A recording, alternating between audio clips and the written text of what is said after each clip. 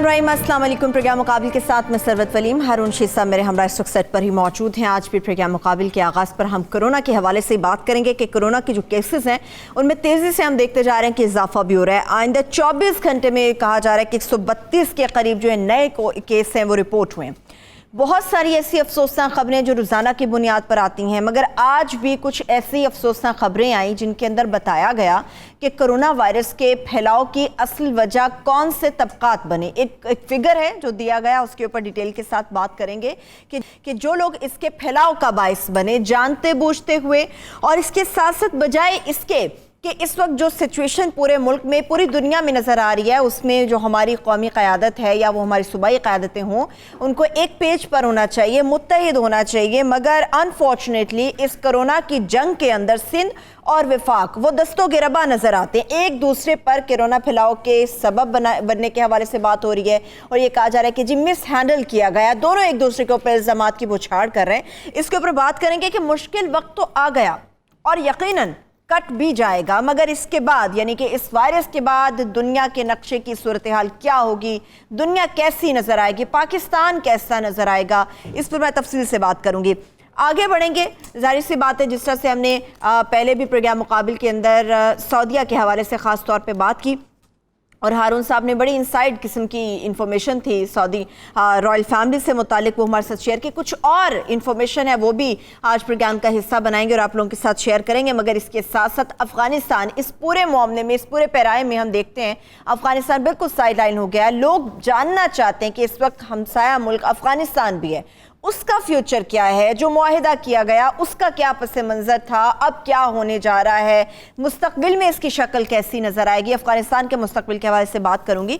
मगर हारून साहब, जिस तरह से मैंने अभी प्रोग्राम से पहले आपके साथ बात की कि बहुत सारी अफसोसनाक खबरें आ रही हैं कि किस किस तरह से फैलाव होता गया इस केस के हवाले से, और कोरोना में लाहौर के हवाले से खबर आ रही कि इसके अंदर या कॉलोनी में किस तरह एक शख्स आया और उसने पूरी कॉलोनी को इसकी जद में ले लिया। 42 के करीब अफराद जो है वो उसका निशाना हो गए। तो इसके फैलाव में तो बहुत सारे तबकात हैं, लोग तो जानते बूझते हुए इसके फैलाव की वजह बन रहे हैं।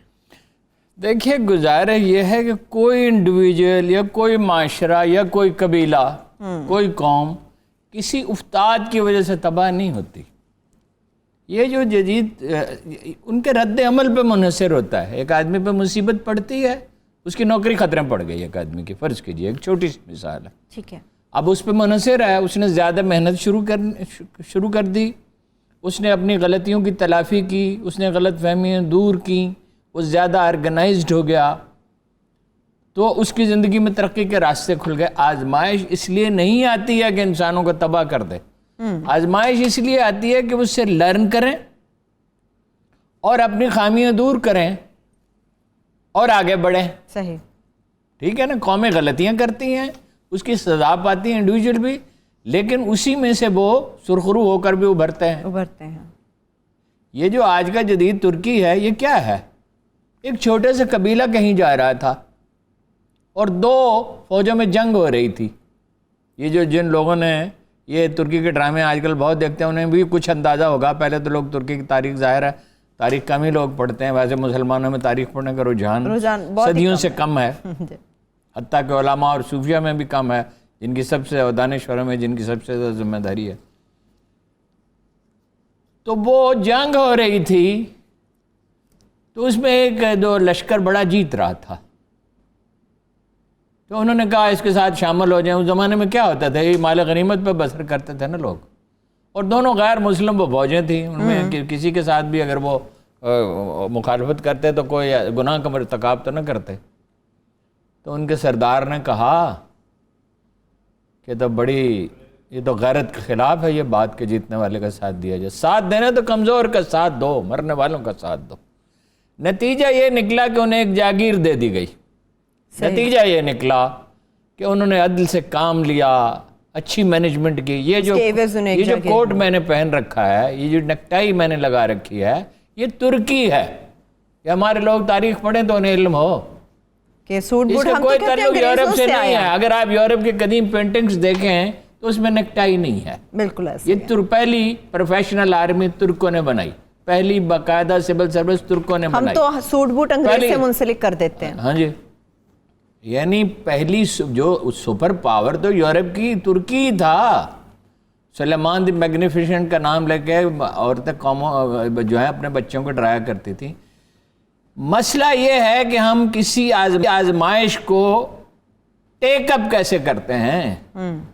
اور بھائی جنگ خندق میں 10,000 آدمی آ گئے تھے نا, تو مدینہ کی تو اتنی چھوٹی سی آبادی تھی, اس میں بھی یہودی تھے اور وہ سازش بھی کر رہے تھے اور خندق کھودنا پڑی تھی. صحابہ رسول اللہ کے پاس گیا ہے اور کہا یا اللہ یا رسول اللہ, اور کس حال میں خندق کھودی گئی تھی, پیٹ پہ پتھر بندے تھے, بھوکے تھے. جی یا اللہ یا رسول اللہ تو کلیجے حلق کو آ گئے.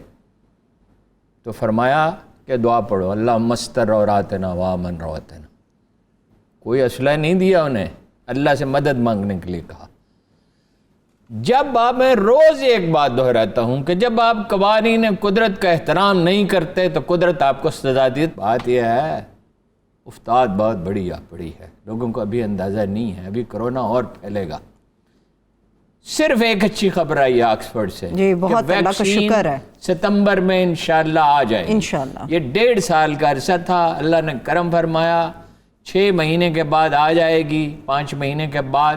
اور یہ اس طرح نہیں آئے گی ویکسین جیسے باقی آتی تھی, بہت سی کمپنیاں اسے بنائیں گی دھڑا دھڑ, اس لیے کہ ساری دنیا کا مسئلہ ہے. لیکن اس پہ بھی پاکستان میں دیکھیے, اگر پاکستان میں خدا نخواستہ کرونا کے مریض ہیں یا افغانستان میں, تو امریکہ محفوظ تو نہیں ہے نا, یورپ تو محفوظ نہیں ہے, چین اور جاپان بھی محفوظ نہیں. اس لیے یہ by the end this year انشاءاللہ یہ قصہ ختم ہو جائے گا. اچھا اس پہ بھی نکتہ چینی یہ ہو رہی ہے کہ تب تک دنیا کا ایک بڑا حصہ اس سے متاثر ہو چکا ہوگا. بھائی جب قدرت کوئی فیصلہ کر لیتی ہے, اللہ نے اس دنیا کو بدلنے کا فیصلہ کر لیا. یہ دنیا ویسی نہیں رہے گی جیسی کہ یہ اب ہے.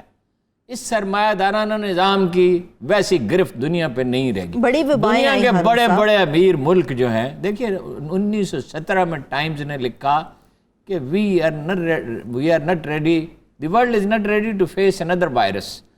ابھی بل گیٹس نے کہا ایک اور وائرس آ سکتا ہے.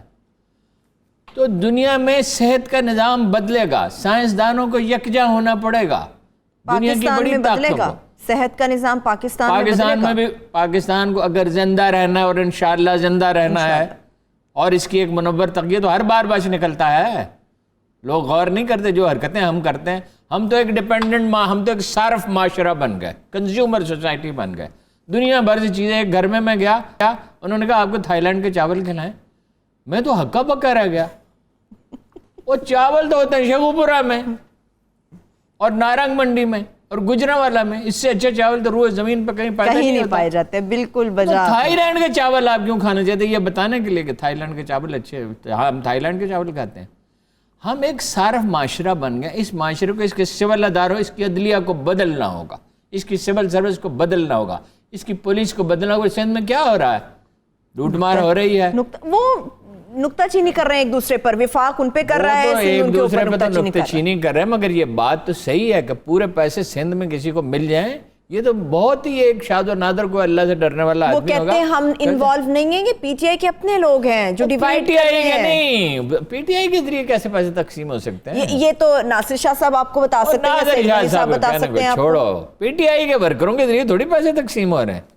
یہ تو سادہ سی بات ہے, یہ تو رولز کے خلاف ہے. حکومت کیسے پی ٹی آئی کے ورکروں کو پیسے دے سکتی ہے؟ تو وفاقی ملازمین کے ذریعے ہو سکتے ہیں, یہ صوبائی ملازمین کے ذریعے ہو سکتے ہیں. مجھے نہیں پتا وفاقی کے ذریعے ہو رہے ہیں, صوبائی کے ذریعے ہو رہے ہیں, وہ تو وزراء چیخ رہے ہیں. اور ریکارڈ سے حکومت کا کیا ہے, کبھی کوئی خاک روب تک بھرتی نہیں کیا انہوں نے.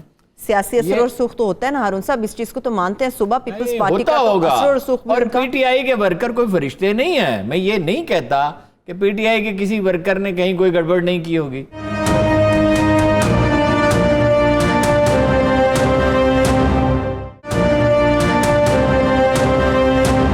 پہلے کرونا سندھ کے اندر اتنا پھیلا, وہ کہہ رہے ہیں جو 17,000 مقامات حکومت نے بنا دیے, اس سے بھی وہ سندھ کے اندر زیادہ پھیل رہا ہے. اس پہ تو شہباز شریف صاحب نے بڑی تنقید کی ہے. نہیں, یہ بات ٹھیک ہے, وہ تو دیکھیں نا, جو جائز بات ہے اس کو تو ماننا چاہیے نا. زیادہ سینٹرز کی ضرورت ہے, زیادہ تنظیم کی ضرورت ہے, زیادہ سلیقہ مندی کی ضرورت ہے. لوگوں سے کہیں, آپ نے شادیوں میں دیکھا ہے بعض اوقات لوگ کیسے کھانے کی طرف بھاگتے ہیں، بعض نہیں اکثر ہی بھاگتے ہیں اکثر، اور جو لوگ بیٹھے رہتے ہیں وہ بھی تو کھانا کھاتے ہیں نا، وہ کہتے ہیں وہ بھوکے رہ جاتے ہیں. کوئی نہیں بھوکا رہتا. آج تک کسی شادی سے کوئی شخص بھوکا نہیں گیا ہوگا، شاید کوئی واقعہ. بھئی پیسے تو جس کے حصے کے اس کو ملنے ہی ہیں، تو صبح نہ ملے تو شام کو مل گئے، تو آن لائن اور کیوں اگر نہیں کر پیر دیتے؟ کو نہ ملے تو منگل یا بدھ یا جمعرات کو مل گئے. آن لائن کیوں نہیں کر دیتے اس کے ہارون صاحب؟ بغیر ہاں اس کا بھی جائزہ لینا چاہیے، ٹیکنالوجی کا میکسیمم استعمال کرنا چاہیے. اگر کسی کے اکاؤنٹس ہیں، بیشتر غریب لوگوں کے تو اکاؤنٹس ہی نہیں ہوتے، اور اکاؤنٹس ہوں گے میرا خیال ہے وہ بے نظیر انکم سپورٹ پروگرام بھی، اور اخوت کے پاس ہیں، اسی کو احساس پروگرام کے ساتھ اس کو زیادہ آرگنائز تو کرنا ہوگا. یہ خدا کا فیصلہ ہے کہ یہ دنیا بدل جائے، اور ہمارے لیے تو فیصلہ یہی ہے جو میں نے پچھلے 3 4 5 ہفتے مسلسل اس پر غور کیا ہے کہ قدرت کاملہ ہم سے کیا چاہتی ہے. تو مجھے اقبال کے کچھ شعر یاد آئے اس پہ. دیکھیے کیسی قوم ہے یہ، اقبال اور قائد اعظم جیسے آدمی لوگوں کو سموچا نگل گئی. جیسے لوگ صدیوں میں پیدا ہوتے ہیں، صدیوں میں بھی کہاں ہوتے ہیں. کہا کہ آشنا اپنی حقیقت سے ہوئے دہکاں ذرا، دانا تو کھیتی تو باراں بھی تو حاصل بھی تو. کتنا خوبصورت ہے یہ. آہ کس کی جستجو رکھتی ہے آوارہ تجھے، راہ تو راہرو بھی تو رہبر بھی تو منزل بھی تو. بہترین بہترین. دیکھ آ کر کوچائے چاکے غریباں میں کبھی، قیس تو لیلا بھی تو صحرا بھی تو محمل بھی تو. کیا بات. او بے خبر تو جوہر آئینہ ایام ہے، خود کو تو پہچاننے کی زمانے بات میں خدا کا آخری پیغام ہے. ہم ہی لوگ تھے جنہوں نے دنیا پہ حکومت کی تھی، آدھی دنیا پہ ہم ہی لوگ تھے، ہمارے اجداد تھے. تو وہ کیا تھے؟ ان کے سروں پہ ان کے کندھوں پہ 2 سر نہیں ہوتے تھے. صرف عزم و یقین کا معاملہ ہے، ایمان کا معاملہ ہے. روز دانش و تجزیہ کرتے ہیں، اس میں ہر چیز ہوتی ہے، بس ایک ہی نہیں ہوتا جس نے اس دنیا کو پیدا کیا، اس کا کوئی ذکر نہیں. اس کے پاس جاؤ، اس سے مانگو، اس سے امید اور یقین مانگو. ٹھیک ہے. جب بہت ایک تکلیف دہ مرحلہ آتا تھا تو رسول اللہ پڑھتے تھے یا حیو یا قیوم برحمتک استغیث. اس میں یا حیو یا قیوم بہت اہم ہے. حیو قیوم ہے، اور حیو قیوم کی تعریف یہ اسے اونگ اور نیند نہیں آتی، وہ آل ٹائم ویجیلنٹ ہے، آل ٹائم پریزنٹ ہے، وہ تمہاری شرک سے زیادہ قریب ہے. یہ وقت آ گیا ہے یا یہ قوم پسپا ہو جائے اور تباہ ہو جائے، یا اپنے پاؤں پہ کھڑی ہو جائے. ٹھیک. عمران خان صاحب نے کہا کہ لوگوں کو تو دوسری قوموں کو تو صرف وائرس کا سامنا ہے. جاپان نے $1 بلین دے دیے، جرمنی نے دے دیے، امریکہ نے $2 بلین دے دیے، اور بھی دے سکتے ہیں. ہمیں تو بھوک کا بھی سامنا ہے. مگر دنیا آپ کی مدد کو کس سے؟ ٹھیک ہے قرضے ری شیڈول IMF کے ہو جائیں گے، کچھ مدد ملے گی. ٹھیک کہا. اور لون بھی $6 بلین سے $12 بلین ہو سکتا ہے، لیکن وہ واپس کرنا پڑے گا نا. سب کو اپنی اپنی پڑی ہے، سب کے اپنے اپنے دکھ ہیں. اے دل غمی تیری کہانی کون سنے گا، کس کو سنائیں. اگر تو آپ عزم و ہمت کا مظاہرہ کریں گے. اس سے ضیاء الحق سے پوچھا 27 دسمبر 1979 کی آدھی رات کو کسی نے پوچھا، روسی فوج افغانستان میں داخل ہو گئی، کہ اب کیا ہوگا؟ اس نے کہا اگر ہم کچھ کر دکھائیں گے تو دنیا بھی ہماری مدد کو آ پہنچے گی. اگر ہم کچھ نہیں کریں گے. وہ اٹھ کے کھڑا ہو گیا. وہ ضیاء الحق کی بات نہیں ہے. بھٹو کو جو پاکستان ملا تھا، جس میں وہ خود بھی قصوروار تھا ٹوٹنے میں، اس نے یہاں ایک کانفرنس منعقد کی، عالمی اسلامی کانفرنس. لوگوں کے اندر حوصلہ پیدا کیا، لوگوں کو پاسپورٹ دے دیے، مڈل ایسٹ میں لوگ جانے لگے، اور پاکستان کی اکانومی بچ گئی. پاکستان. اور جب بھٹو گیا تھا، آپ کو پتا قرضے کتنے تھے؟ کتنے؟ $1 بلین. $1 بلین قرضے. $1 بلین. یہ زیادہ قرضے تو ضیاء الحق کے زمانے میں لیے گئے، سافٹ لونز ملے، لیکن قرضوں کا یہ قرضے بری چیز نہیں ہے. قرضوں کو آپ استعمال کریں. وہ تو 1% پہ قرضے ملے. قرضے تو آپ کو اب بھی شاید مل جائیں، لیکن خطرات بہت ہیں. خطرات بہت ہیں. ٹھیک. خطرات یہ 30,000 ورکر تو آپ کا، میں بھی سعودی عرب پہ بات کرتا ہوں، 30,000 ورکر تو آپ کا، 10,000 نہیں، لوگ غلط فکر دیا جائے، 30,000 ورکر تو آپ کے وہاں سے آئیں گے. اس پہ بات کرتے ہیں بریک. بیگرز بڑھ جائے گی، بھوک بڑھ جائے گی. اس کے لیے اس قوم کی تشکیل نو کرنی ہوگی. اس کو اپنے پاؤں پہ کھڑا کرنا ہوگا. دیکھیے موٹیویٹ کرنے کی صلاحیت عمران خان میں کافی ہے, لیکن صرف ایک آدمی کی موٹیویٹ کرنے کی صلاحیت کافی نہیں ہے, اس کے مشیر اچھے ہونے چاہیے. مجھے نہیں پتا آج کل ان کی تقریریں کون لکھتا ہے, نہایت پھیکی, بہت سے اچھے پوائنٹس ہوتے ہیں. پرسوں مجھے ایک آدمی نے کہا یہ جو بات آپ کر رہے تھے یہ عمران خان کو کرنی چاہیے تھی. اب دیکھیے نا, ایک کانسٹیبل ایک بات کرتا ہے اور ایک آئی جی ایک بات کرتا ہے. ایک کانسٹیبل کہتا ہے محلے میں کہ بھائی گھر سے باہر مت نکلو, کرفیو لگا ہوا ہے, اور ایک طرف آئی جی آتا ہے اور اس کی گاڑی گزرتی ہے, ایک فوجی کھڑا ہوتا ہے. وہ ایک اثر تو حکمران کی بات کا ہوگا نا, ایک عام آدمی کی بات کا کتنا اثر ہوگا. موٹیویٹ وہ کر سکتے ہیں, موٹیویٹ بائی ایگزامپل کیا جاتا ہے. ایک بریک سے واپس آ کے بات کرتے ہیں. چلیے ایک بریک کی طرف چلتے ہیں, جب بریک سے واپس آئیں گے گفتگو یہیں سے آگے بڑھے گی. مگر جس طرح سے ابھی ہارون صاحب نے سعودیہ کے حوالے سے خصوص طور پہ بات کی ہے, تو وہاں سے جو ورکر آئے گا اس سے متعلق بات ہوگی, اور اس وقت جو سعودی رائل فیملی ہے ان کا اپنا فیوچر کیا ہے سعودیہ کے اندر, اس سے متعلق بھی بات کریں گے. ایک بریک کے بعد ہمارے ساتھ رہیے گا.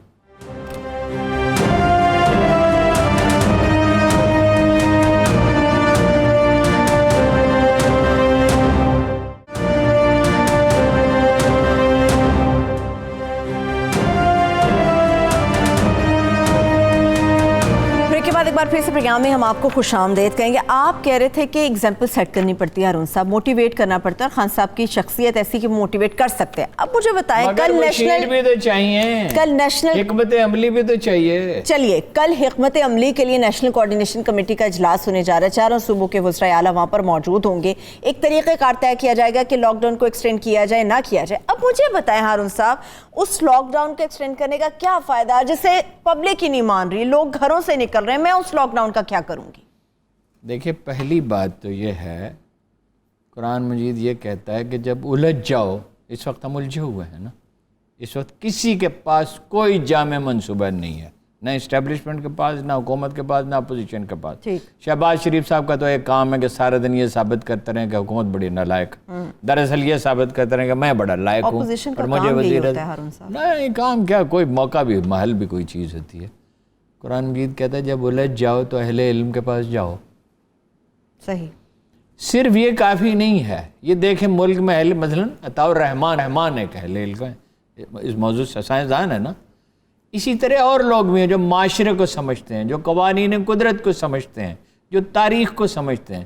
جب سوات میں آپریشن کرنا تھا تو جنرل کینی نے جن لوگوں سے مشورہ کیا, ان میں ایک ایسا آدمی بھی تھا جس نے ایک دن بھی فوج میں نہیں رہا تھا, جس کا ملٹری سائنس سے بھی کوئی تعلق نہیں تھا, اور بعد میں کہا کہ اسی آدمی نے میری سب سے بہت مدد کی. سب سے زیادہ تو نہیں, ان کے صحیح الفاظ یہ تھے کہ انہوں نے میری بہت مدد کی. انہیں سمجھا دیا کہ سوات ہے کیا, وہاں رہنے والے لوگ کیا ہیں, اس کی تاریخ کیا ہے, یہ اس ٹیررسٹ کی ذہنی ساخت کیا ہے.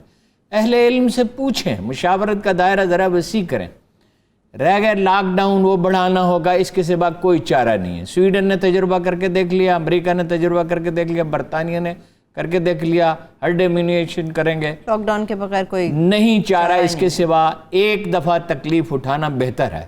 دیکھیے بچہ کڑوی دوا نہیں کھاتا, بچہ اسکول نہیں جانا چاہتا, ہوم ورک نہیں کرنا چاہتا, ٹھیک ہے, وہ کھیلنا کودنا چاہتا ہے, کھیلنا کودنا بھی اس کا حق ہے, لیکن آپ اسے سکھاتے ہیں, سمجھاتے ہیں. جن بچوں کو آپ ڈسپلن کر لیتے ہیں محبت کے ساتھ, اور بعض اوقات سختی کے ساتھ, سختی بھی بعض اوقات ضروری ہوتی ہے تھوڑی سی.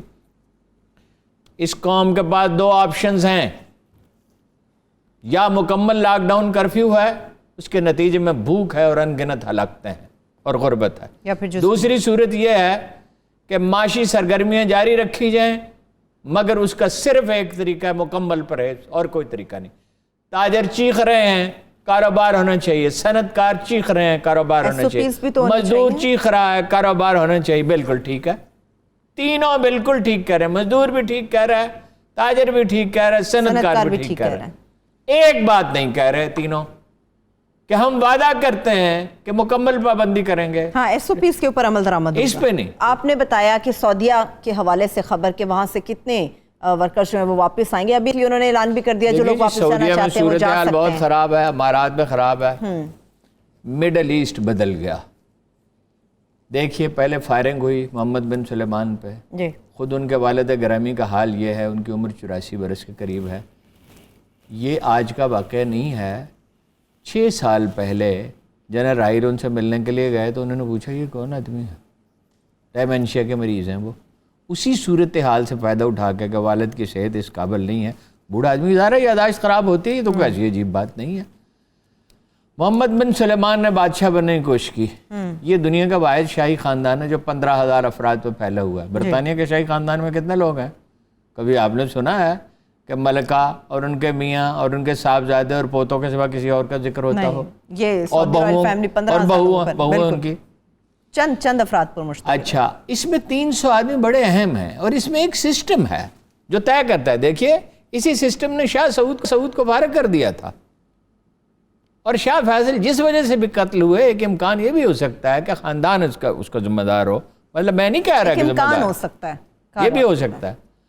اب آپ نے محمد بن سلیمان نے بادشاہ بننے کے لیے جو پہلے تو یہ کیا کہ جو وارث تھے ان کے شاہ سلیمان کے بعد جنہیں ولی عہد بننا تھا، ان کو 2 آدمیوں کو فارغ کیا، پھر شہزادوں کو اور امراء کو گرفتار کر کے ہوٹل میں رکھا اور مار کے پیٹ کے پیسے لیے۔ یہ کوئی طریقہ نہیں۔ یہاں بعض لوگ کہتے ہیں کہ بڑا اچھا کیا، انہیں معلوم نہیں ہے کہ قانون جب بے رحمی سے نافذ کیا جاتا ہے تو اسے معاشرے میں فساد پھیلتا ہے، اور فساد دنیا کی سب سے خطرناک چیز ہے۔ قرآن کہتا ہے قتل سے بھی زیادہ بھیانک ہے فساد ہے، الفتنۃ اشد من القتل، فتنہ قتل سے بڑی چیز ہے۔ اب سعودی رائل فیملی کے لوگ گرفتار ہیں۔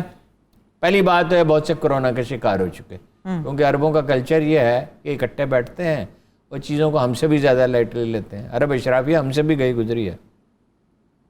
اب ایک جزیرے میں ہے جدہ کے پاس، اور بادشاہ سلامت غالباً اس محل میں ہے جسے دیکھنے کا مجھے اتفاق ہوا ہے۔ اس محل پہ $18 بلین لاگت آئی تھی۔ $18 بلین ایک محل کے اوپر لاگت؟ محل ایسا کیا ہے اس پاکستان کا 3 سال کا دفاعی اس محل میں ایسا کیا خاص؟ آدھا سمندر میں ہے، آدھا زمین پہ ہے، اور حد نظر تک پھیلا ہوا، اور ایسے بے شمار محل ہیں۔ یہ تو بادشاہ کی بات ہے۔ ان کے وزیر دفاع کے ایک دفعہ میں نے پتہ کیا تھا، آج سے 15 سال پہلے $50 بلین کے محلات تھے۔ رائل فیملی ہے تو رائل طریقے سے رہتی ہے۔ پھر اب بہت سے سرکاری ملازم گرفتار ہیں۔ خشوگی کو قتل کیا گیا۔ جی، خشوگی کے بارے میں کہا جاتا ہے کہ وہ برٹش انٹیلیجنس اور CIA کے لیے کام کرتا اس کے بعد سے، اس کے قتل کے بعد سے حالات زیادہ اس کے قتل کے بعد صورتحال خراب ہوئی۔ بالکل ایسا۔ ٹرمپ نے بچا لیا۔ ٹرمپ نے کیا سودا کیا؟ $1000 بلین کا اسلحہ خریدے گا سعودی عرب، اور بھی رعایت لی، تمسخر بھی اڑایا کہ 1 ہفتے کے بغیر۔ جو ہاؤس آف سعود ہے اس نے 1 صدی سے زیادہ اس ملک پر حکومت کی ہے اپنے اتفاق رائے کے ساتھ، اور اس میں کچھ خوبیاں تھیں۔ مثلا لوگ بادشاہ کو ایکسیس کر سکتے تھے، اب تو نہیں کر سکتے۔ اب نہیں کر سکتے، اب تو شاہ فیصل کو لوگ راستے میں جاتے ہوئے پکڑ لیتے تھے، ان کے محل میں چلے جاتے تھے، ایک بدو جا کے دستک دیتا تھا اور اب کہتا تھا یہ میرا حق ہے، مجھے دو، یہ میرا مسئلہ ہے، حل کرو۔ ایسے واقعات بھی ہمیں تفصیل میں نہیں جانے چاہتا، لیکن اب ایسا کچھ نہیں ہے۔ اب اس میں کوئی چیز باقی نہیں رہی۔ ہاؤس آف سعود میں اتفاق رائے باقی، ان کے لیے ایک ہی آپشن ہے، اپنی روایت کی طرف واپس چلے جائیں۔ زمین میر و سلطان سے بیزار ہے، پرانی سیاست گری خار ہے، اور اس میں اصلاحات نافذ کریں۔ دیکھیے ان کے سب سے بڑے حلیف کون تھے؟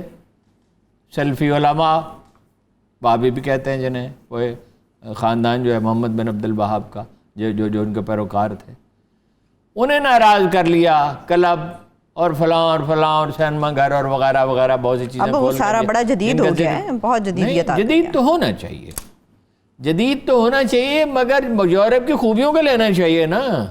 کلبوں میں کیا رکھا ہے؟ اس سے کیا فائدہ پہنچے گا؟ یہ زمین کس کی ہے؟ یہ زمین رسول اللہ صلی اللہ علیہ وسلم کی ہے، یہ ان کی نہیں ہے۔ یہاں ایک ذرا سی گستاخی ہو جائے اس کی قیمت بہت بڑی ہے۔ مسلمانوں سے کہا گیا تھا، مسلمانوں اپنی آواز کو کبھی رسول اللہ کی آواز سے بلند نہ کرنا، ورنہ تمام اعمال غارت اور تمہیں خبر تک نہیں ہوگی۔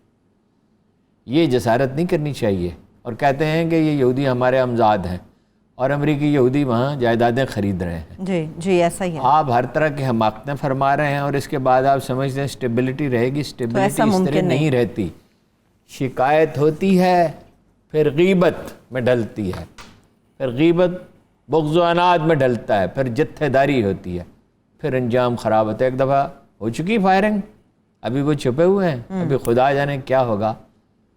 کبریائی اللہ کی چادر ہے، تکبر کسی کو زیبا نہیں۔ زیبا نہیں ہے، بے شک بے شک۔ آپ نے انجام کی بات کیا، تو بھارت کو اپنے انجام سے ڈر کیوں نہیں لگتا؟ وہ انجام ڈر کسی کو بھی نہیں لگتا۔ بات یہ ہے کہ انسان جب کامیابی کی طرف بڑھتا ہے، انسان کی سب سے بڑی دشمن اس کی کامیابی ہے، سب سے بڑی دشمن اس کی کامیابی۔ اگر وہ خناس اگر تو ان سے پیدا کر دے کامیابی، تو کامیابی کے بعد کامیابی اور پھر اس کے بعد کامیابیوں کا نہ ختم ہونے تو والا۔ کیا اسی نشے میں چور ہے نریندر مودی؟ جی دیکھیے اب کیا ہوا ہے، آج وہ کہتے ہیں کہ پاکستان کی 2 کشتیوں پہ فائرنگ کی ہے جی بحر ہند میں یا بحر پرسوں ڈرون بھی ایک بھیجا گیا وہاں سے۔ ادھر انہوں نے اشرف غنی کے ساتھ مل کے اسپن بلدک میں، یعنی ہمارے چمن کے سامنے وہ خاردار تار جو لگا رہے ہیں جو ہمارا حق ہے، جی اس پہ یلغار کرنے کے لیے وہاں کوئی دستے ڈپلائی کیے ہیں۔ ادھر مقبوضہ کشمیر میں مظاہرے ہو رہے ہیں کیونکہ شہروں میں دور مار توپیں لگا دی گئی ہیں۔ ادھر سے جب فائرنگ ہوتی ہے پاکستان کی طرف سے جواب جاتا ہے، ظاہر ہے اس میں اندیشہ ہوتا ہے مرنے کا، یعنی مسلمان ہے اسے۔ اب وہ مظاہرے شروع ہو گئے ہیں، اور خوف کی ایک حد ہوتی ہے جس کے بعد انسان یہ طے کر لیتا ہے کہ اب جو ہوتا ہے وہ ہو جائے، جو ہوگا وہ دیکھا۔ اب غصہ انہیں کس چیز کا ہے؟ یہ سام جو پنجابی کی ایک اصطلاح ہے جس کا اردو میں ترجمہ نہیں ہوتا، وس گھولنا، اپنے زہر سے خود تڑپ رہا ہے۔ وہ کیوں ہے؟ امریکہ نے سینٹرل ایشیا پالیسی میں سے بھارت کو نکال کے الگ رکھ دیا، جس طرح دودھ میں سے مکھی نکال دی جاتی ہے۔ اب ان کا اتحاد ایک چیز کا رہ گیا، بحر اوقیانوس کا۔ آسٹریلیا، جاپان، انڈیا اور امریکہ، یہ 4 ملک جو ہیں، یہ اپ ٹل آسٹریلیا، اس میں انڈیا ان کا حلیف ہے۔ وہ کیا خواب دیکھ رہے تھے؟ گاندھی جی ایک دفعہ گئے وزیرستان، تو کسی نے کہا کہ یہ ہے پاکستان اور انڈیا اور افغانستان، اس سے انڈیا تھا کہ سرحد، انہوں نے کہا نہیں، بامیان تک۔ یہ وہ خواب دیکھ رہے تھے۔ اگر اندرا گاندھی کے نام آپ نہرو کے خطوط پڑھیں تو اس میں خواب عظمت ہے ایک۔ یہ جو خواب عظمت ہوتا ہے یہ قوموں کو کبھی اوپر بھی لے جاتا ہے اور کبھی تباہ بھی کر دیتا ہے، کہ وہ اس کی سینٹرل ایشیا پالیسی کا حصہ بنیں گے۔ دیکھیے یہ روس کا جو جنوب ہے نا، کرغیزستان، قازقستان، ترکمانستان، تاجکستان، ازبکستان، یہاں امریکہ کیوں رہنا چاہتا ہے افغانستان میں؟ بریک سے واپس آ کے جانے، روس اس کو کنٹین کرنے کے لیے۔ جی ٹھیک ہے، ایک بریک کی طرف بڑھتے ہیں۔ جب بریک سے واپس آئیں گے تو امریکہ کی چاہت کیوں ہے کہ وہ افغانستان کے اندر سٹے کرے؟ ایک چھوٹی سی بریک سے واپس آ کے اس پر ڈیٹیل سے بات کریں گے، مگر اس کے ساتھ ساتھ ہارون صاحب سے یہ بھی جاننے کی کوشش کریں گے کہ اس کرونا وائرس کے بعد دنیا کیسی ہوگی۔ اسٹے ود اس۔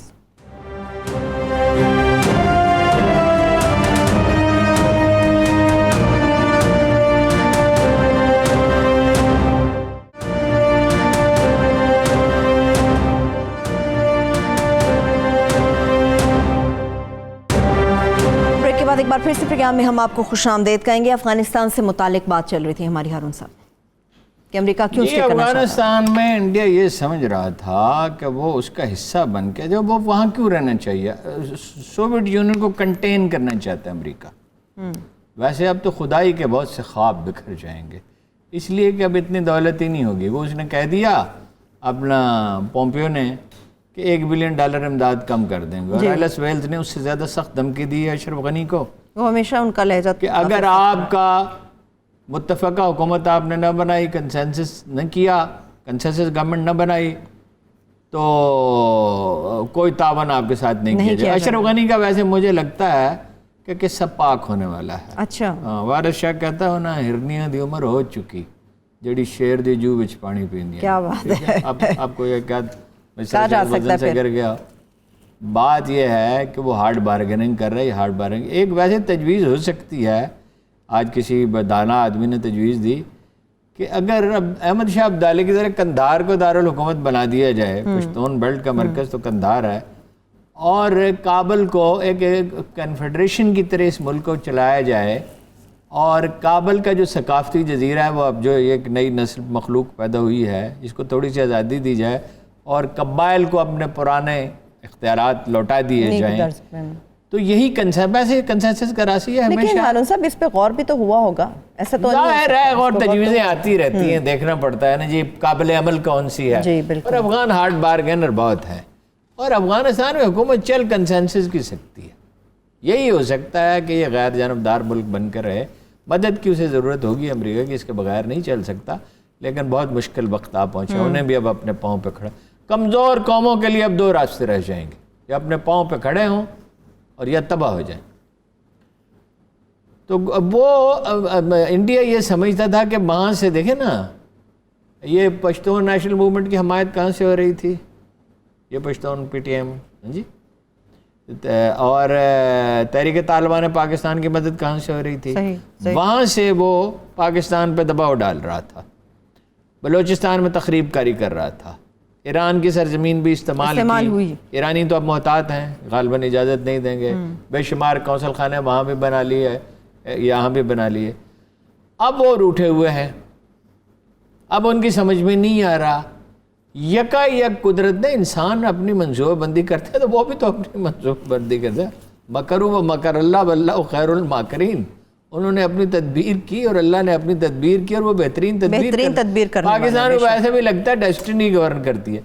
کیسے؟ ہم نے تو کچھ نہیں کیا, امریکہ نے ان کو اٹھا کے رکھ دیا کہ پاکستان کے بغیر تو سینٹرل ایشیا پالیسی ان کی نہیں چل سکتی. ٹھیک ہے, اس لیے مودی صاحب کا کوئی, انڈیا کا جو عزائم ہیں وہ پورے نہیں ہو سکتے, لیکن ایک دفعہ جنرل محمد ضیاء الحق کی طرح خاموشی کے ساتھ کسی پاکستانی حکمران کو انہیں بتانا ہوگا کہ اگر یہ سلسلہ آپ نے جاری رکھا تو اس کا انجام بہت برا ہوگا. جو راجیب سے اس نے کہا تھا نا کہ اگر ہم پہ حملہ کیا تو کلکتہ اور ممبئی اور دہلی کے صرف نام رہ جائیں گے تاریخ میں, اور ہوش گم ہو جائے تو ورچولی اس کی ٹانگیں کانپ رہی تھی. یہ لاتوں کے بھوت باتوں سے نہیں ماننے والے, نہیں ماننے, ان کو بتانا چاہیے. اور یہ ٹاک شو میں کرنے کی بات نہیں ہے, مگر پاکستان کو جواب وقت آ گیا کہ دینا ہی پڑے گا, اور کوئی اس کے سوا چارہ نہیں ہے. اور پاکستان بغیر ٹیررزم کے انہیں جواب دے سکتا ہے. بالکل, پاکستان اس پوزیشن الحمدللہ اس پوزیشن دیکھیے انہوں نے اپنے مسلمان آبادی کو آئسولیٹ کر دیا ہے. جھارکھنڈ میں مسئلہ ہے, آسام میں مسئلہ ہے, ان کے جنوب سارا ناراض ہے. تو وہ انڈیا کو اپنی فکر کرنی چاہیے تھی. کیا وہ یہ آج یہ گانا چنگیزی کا شعر ہے کہ نشہ خودی کا چڑھا آپ میں رہا نہ گیا, خدا بنے تھے یہ گانا مگر بنا نہ گیا. کیا بات, خدائی صرف اسی کی ہے, بے شک, اس میں تو نیلے آسمان والے کی, اور خدائی اور کسی کی نہیں ہے. ہارون صاحب یہاں پہ کیونکہ میرے پاس صرف لاسٹ 5 منٹس رہ گئے ہیں, 2-3 چیزیں جو میں چاہ رہی ہوں کہ ڈسکس کر لی جائیں. ایک تو ہارون صاحب چینی رپورٹ کے حوالے سے کل ہم نے پار سیکٹر کی رپورٹ تو ڈسکس کر لی, فورینزک آڈٹ کی رپورٹ آنے والی 25 اپریل کا. بڑے لوگ ترین صاحب کی حمایت میں بھی سامنے آ گئے کہ ترین صاحب کو جان بوجھ کے ٹارگٹ کیا گیا. دیکھیں جی, ایک تو میں وہ پھر بھول جاؤں گا, میں اعلان کر دوں. عمر رحمان صاحب ہیں گجرانوالہ کے, انہوں نے 5 لاکھ روپے کا اس دن اعلان کیا تھا. میری غلطی ہے, انہوں نے مجھے میسج کیا تھا, میں اس وقت پڑھ نہیں سکتا. جس دن یہ ٹیلی تھون ٹرانسمیشن ہوئی ہے وزیر اعظم ایک پاکستان, میر صاحب ہمارے دوست ہیں, وہ چاہتے ہیں ان کا نام نہ لیا جائے, ان کی طرف سے بھی, تو انہوں نے 1 لاکھ روپے کا انہوں نے کہا تھا. اسی طرح گلاسکو سے میری صاحبزادی نے اور سانن لال نے میسج بھیجا 50,000 روپے وہ دیں گے. وہ تو ایک چھوٹی سی جاب کرتے ہیں, مگر انہوں نے کہا کہ ہم بھی اس میں حصہ لینا چاہیں. اور جن لوگوں کے وسائل محدود ہیں وہ جب حصہ لیں گے, ان سے بھی کم وسائل کے لوگ ہیں, تو اللہ تعالیٰ ان پہ اپنے برکت اور رحمت نازل کرے. جی یہی, اور وہ اللہ کو محبوب بہت ہے. وہ ایک آدمی تھا, وہ اس نے اپنا سارا مال اللہ کے راہ میں دے دیا رسول اللہ کے زمانے میں. جب وہ فوت ہوا تو وہ سامان جب سمیٹا جا رہا تھا تو وہیں کھجور پڑی ہوئی تھی. اچھا, رسول اللہ نے کہا اگر یہ کھجور دے دیتا اپنی زندگی میں, صرف یہ کھجور, تو اس سارے مال سے زیادہ اجر ملتا. یعنی اجر تو اب سے ملے گا, کیونکہ لیکن وہ کھجور ہے جو پڑی رہ گئی. جو کم جس کی آمدن ہے نا, وہ جب اثار کرتا ہے تو وہ اللہ کو بڑا محبوب, اللہ کو بڑا پسندیدہ ہوتا ہے, بہت محبوب ہے خدا کو یہ. اور مومن کی تعریف یہ کی گئی ہے, یوسرون ولو کان بہم خصاصہ, اس وقت بھی لوگوں کے لیے اثار کرتے ہیں جب وہ تنگ دست ہوں. یہ ہے اصل معراج انسانیت کی. ایک واقعہ شیئر کروں ہارون صاحب. اچھا, یہ جو عامر رحمان صاحب ہیں, میں ان کے بارے میں ایک آدھ بات کہنا چاہتا ہوں. He is one of the excellent people I ever met in my life. ان کو گجرانوالہ ڈیولپمنٹ اتھارٹی کے چیئرمین بنایا گیا, اور انہوں نے منصوبہ بنایا, اور سارے شہر میں ان کی عزت ہے.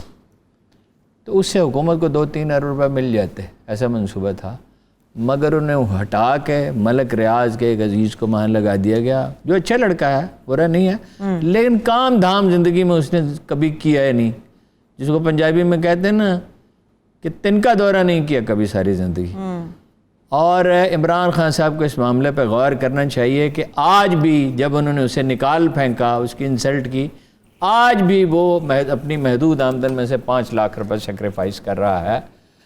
تو یہ ان چیزوں پہ حکومتوں کو غور کرنا ہوتا ہے کہ بہترین لوگوں کو آگے لایا جائے۔ اچھا یہ آپ نے پوچھا مجھ سے چینی کے حوالے سے، چینی کے حوالے سے، دیکھیں جی چینی کی جو رپورٹ، جو اطلاعات ہم تک پہنچی ہیں، اس میں سے کچھ بھی نہیں نکلا،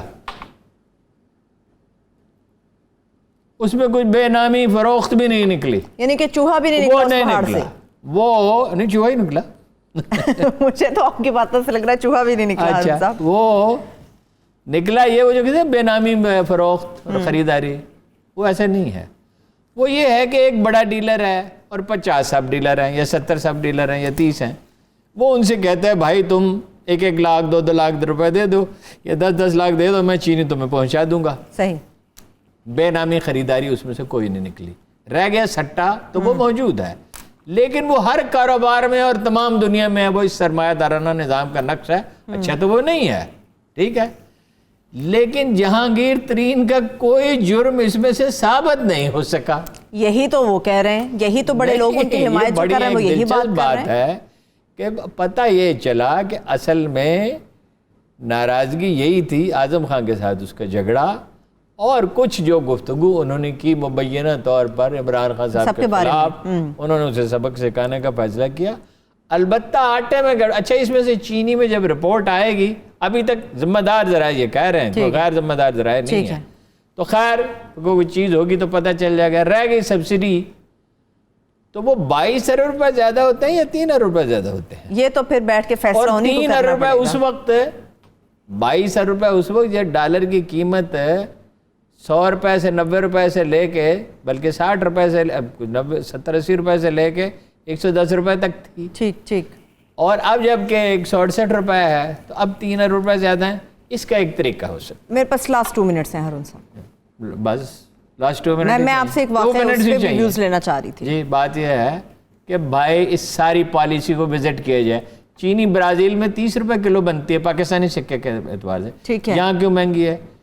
ایک نئی نیشنل پالیسی کی چینی پر ضرورت ہے۔ ایک تو اتنی چینی پاکستانیوں سے درخواست ہے کہ کیوں کھاتے ہیں، اس کا صحت کو کیا فائدہ ہے، اس میں کیمیکل ہوتا ہے، اور دوسرا یہ ہے کہ اگر سبسڈی دینی ہے تو اس کا ایک فورم بنا دیا جائے اور قومی اسمبلی سے منظوری لے لی جائے، تاکہ یہ بک بک ہمیشہ کے لیے ختم ہو جائے۔ ہارون صاحب بہت شکریہ، وقت ختم ہو گیا۔ آپ سب بھی اپنا بہت سارا خیال رکھیے، اللہ تعالیٰ ہم سب کا حامی و ناصر۔ مجھے اجازت دیجیے، اللہ حافظ۔